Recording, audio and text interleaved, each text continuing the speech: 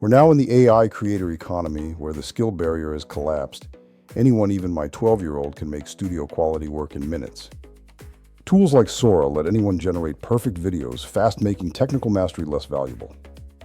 Our edge now lies in blending AI with our own creativity and perspective.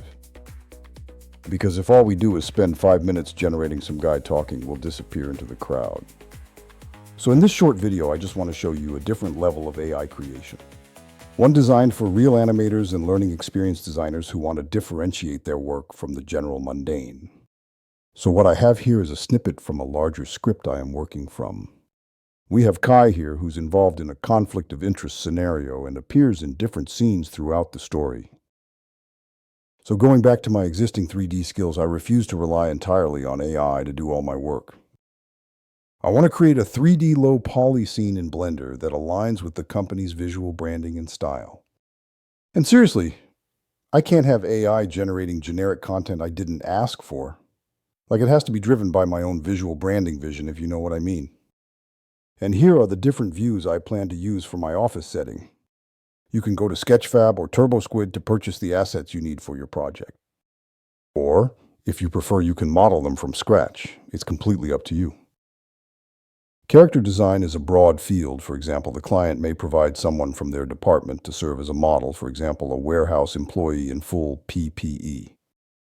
You can either model the character yourself or take their photo and generate a derivative using AI. It's your choice. However, I must emphasize that you use AI sparingly only as a support tool in your design pipeline. And this is Kai, the character from my story scene. I believe I used Seedream AI model for this one.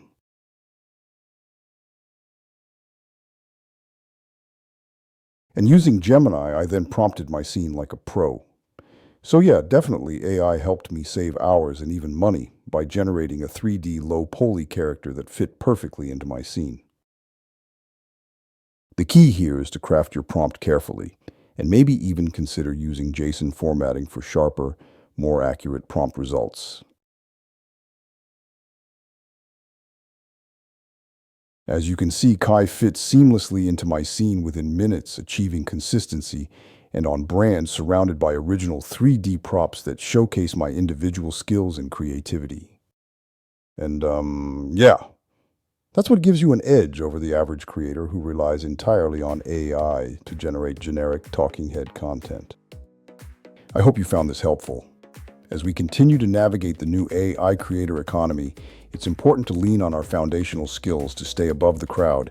A lot is happening and we must be ready for it. Also, head over to our homepage at CraftUXD and subscribe to our newsletter. Don't forget to subscribe to our YouTube channel as well.